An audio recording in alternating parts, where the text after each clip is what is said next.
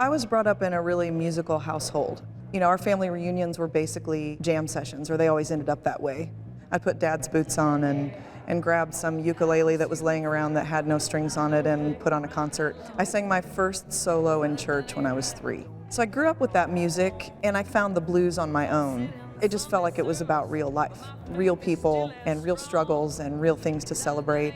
When I first started, I knew very little about how to make a record. I mean, heck, I could barely play guitar. You know, I was self-taught and strumming and writing songs. And then by the time I made the second record, I had moved to Brown County and made it in that area. It was a little more earthy and began to sound more like me to me. And then a couple years ago, I made my most recent record called Swagger. I play everything from solo shows, which I love. I love to do that, and I love the intimacy that that creates with an audience, because it's just you and them. The way it stacks up after that is as a duo, and that duo nearly always consists of myself and Deon O'Brien on percussion and backing vocals. When it comes to inspiration for songwriting, I mean, I think the trite thing to say, but the honest thing to say is it's life. Not everybody writes songs for the same reasons or from the same place. The other end of the spectrum is sort of the troubadour, the singer-songwriter, the storyteller, and I think that's definitely more the tradition that I come from and the place that I write from.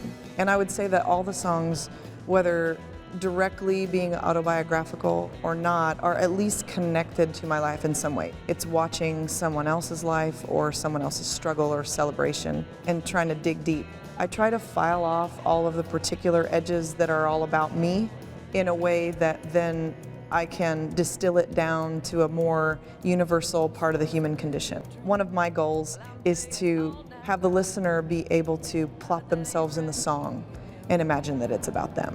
I write about life, the good, the bad, the proud moments, the embarrassing ones, and I think that bringing that vulnerability just by example and your willingness to be honest about it makes people feel a little better about having their own experience and accepting their self. It's like a calling. I think in life, whatever your calling is, whatever you figure out it is, if you're up to it, in a way you're winning.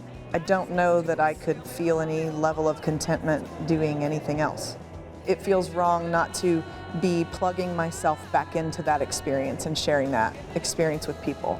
Now we're in the studio working on a brand new one. In a lot of ways, we're making the simplest, most acoustic, most stripped down record I've ever made. It's sort of like a here it is if you like it and here it is if you don't, you know?